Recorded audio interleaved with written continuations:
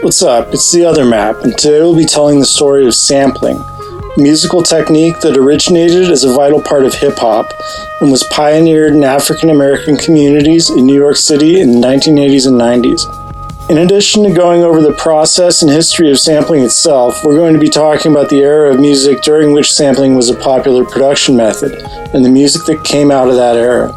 As always, if we get anything wrong, let us know in the comments. Before we get into it, hip-hop has historically been largely a black art form, and sampling especially was born in the black community.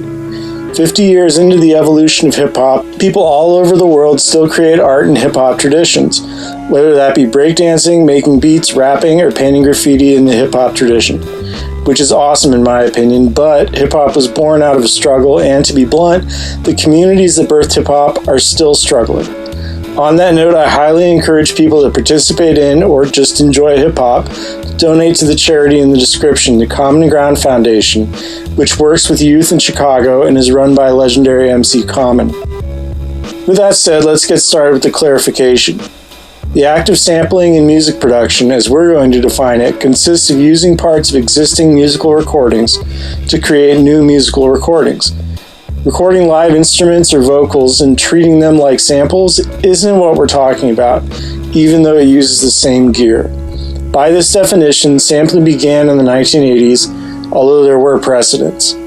One of the early proto-samplers was an Egyptian musician who first became active in the 1940s, named Halim El-Dab, who sampled street rituals in Cairo and manipulated them in a studio. Also in the 1940s, the French Musique Concrète artists, headed by Pierre Schaeffer and Pierre Henry, utilized early audio manipulation techniques to create music based on recordings of sound. While Musique Concrète artists would go on to pioneer the concept of tape looping and other techniques later used in sampling, and I'm sure they contributed in concept to the evolution of the gear that sampling artists would end up using, it is widely accepted that Musique Concrète was not an influence on hip-hop sampling. Similarly to Musique Concrète and the work of Halim El-Dab, they evolved separately.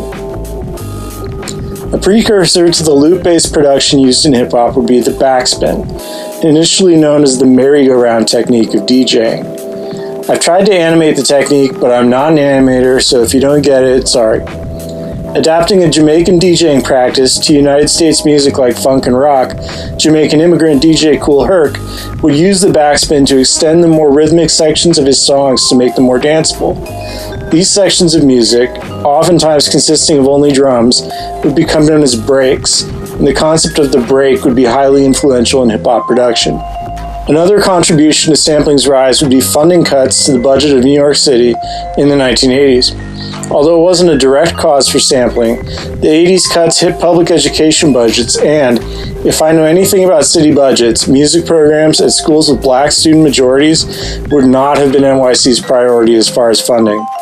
Although music departments were a big part of schools in the 1970s, sampling may have risen in popularity partly because by the 1980s, traditional instruments weren't easy for kids to get a hold of or learn. However, the big event that kicked off modern sampling happened in a recording studio in New York, where the potential of sampling was discovered by a producer named Marley Marl.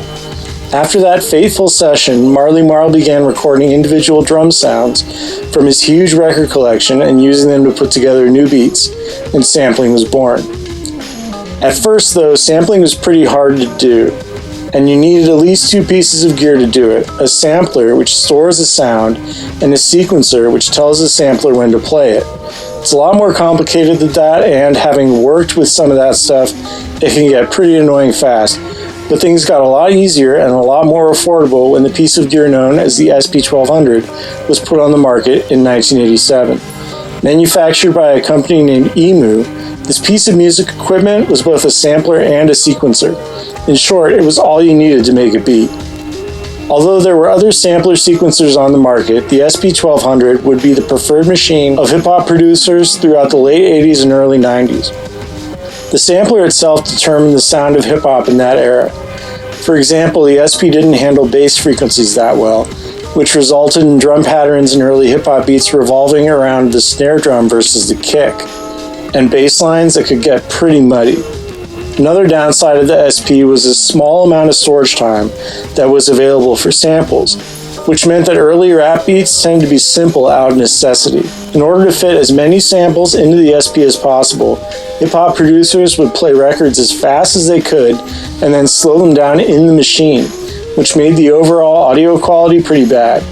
However, it was that low audio quality that gave the music the grimy texture that was another major feature of early hip-hop. Whichever sampler beatmakers used, the sound that came out of New York City in the 1980s and 90s was brand new in the world of music. Producers would sample the most ear-friendly parts of songs and repeat them over and over, mixing other samples in and out. Hip-hop often used layers of samples that would combine to make the verses and choruses different, in addition to the drum pattern foundation and the bass, as well as samples that provide accent to different bars. Because of this, a basic rap beat could end up using 5 samples or parts of 5 different records. Producers like Pete Rock, The RZA, DJ Premier, Prince Paul, the Dust Brothers, Q-Tip, the group known as the Beat Miners, and the DITC crew were some of the early pioneers of the sampling tradition, and for the most part, they were in New York. Soul and jazz were the most commonly sampled musical genres at first, and that sort of laid out the blueprint as far as what hip-hop would end up sounding like. The music that came out of this is sometimes known as the East Coast Rap Renaissance, or the Golden Age of hip-hop. But the story of sampling isn't just about New York City. Sampling also became popular in the United Kingdom, where more club-friendly genres like breakbeat hardcore, jungle, and drum and bass would evolve, using the same gear and sometimes the same records as 90s hip-hop. A lot of jungle famously used one loop, a few seconds of a song called Amen Brother by a band named the Winstons. Also outside of New York, 1996 would see the release of a landmark album by DJ Shadow, who was based in the San Francisco Bay Area. This album, which featured complicated beats and no rapping, would kickstart another genre known as instrumental hip-hop. And in Paris, artists like Daft Punk, Motorbass, and Cassius applied sampling to house music. They'd use disco and jazz funk samples to make tracks for clubs. Sampling continues to spread as a practice too in some places. The relatively new Brazilian genre of baile funk grew up sampling a single record in a similar story to drum and bass, an obscure electro hip-hop track known as Volt Mix. However, sampling existing recordings and making new composition out of them has always been technically illegal, and in a country like the USA, it didn't take long for lawyers to realize it. Record labels that owned the rights to the records that were being sampled started suing hip-hop artists pretty early on.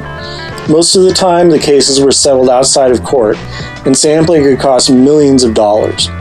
In the first lawsuit that didn't end in a settlement, Biz Markie ended up having to pay $250,000 for using a sample. And an additional consequence of the ruling was that all copies of his record would be taken off the shelves. It's pretty crazy. And it wasn't just about the money. Sampling lawsuits were basically white executives suing black artists and their representatives. There was a lot of racism involved. It's probably not a coincidence that one of the only cases of a sampling lawsuit failing was when James Newton, a black jazz artist, sued the Beastie Boys, a white rap group. One of the worst examples of artists suing other artists over sampling was when the Rolling Stones sued the rock band The Verve, who had used a string sample from a cover version of a Stones song. The band went broke and disbanded, even though the song was nominated for a Grammy. To add insult to injury, one result of the Bittersweet Symphony lawsuit meant that The Verve couldn't even have accepted their own Grammy. If the band won the award, the Rolling Stones would have given the acceptance speech. That's nuts. This legal environment proved to be a little much for artists, and today most musicians just don't sample. If you're underground to the point that you're not making any money, lawyers won't bother with the lawsuit. But if you're making any real money, you're probably going to get sued. That said, super rich musicians can sample, because you can pay to get permission for sampling even though it's expensive. But anyone that falls in between super popular and super underground basically can't make it work anymore. A lot of artists that were heavy on samples changed up what they made their beats out of. Former sampling artists that switched to using non-sample sources to make their music include hip-hop's A Tribe Called Quest, house's Daft Punk, instrumental hip-hop's DJ Shadow, and electronic music's Amon Tobin. Hip-hop producer Dr. Dre takes advantage of a legal loophole to only pay a fraction of what he would to fully sample. he has a band recreate the record, so that he's only using the written song and not the performance. If that sounds weird, I mean, yeah, it's just not a law that's great for artists. In addition, new musicians generally aren't trying to get sued, and this legal environment is probably why most rap beats today are made with synths and presets. Another win for corporate greed. Today, in music scenes like those of the US and the European Union, sampling's pretty rare. Some areas that don't care as much about intellectual property copyright have healthy sampling scenes, as does Japan, which has different rules somehow. But for as big as it got, sampling's kinda dead. I think it was Questlove who said sampling was hip-hop's firstborn, which is a sad but accurate way to put it. It was a great era, but it's decidedly the past. Although artists aren't sampling as much these days, loop-based production is still going strong. And rap, a genre sampling helped build, is obviously still huge and very relevant. Interest in what records were sampled by the pioneers is still really strong too, but that's definitely another story, and public domain law and its relationship with legal sampling is another story too.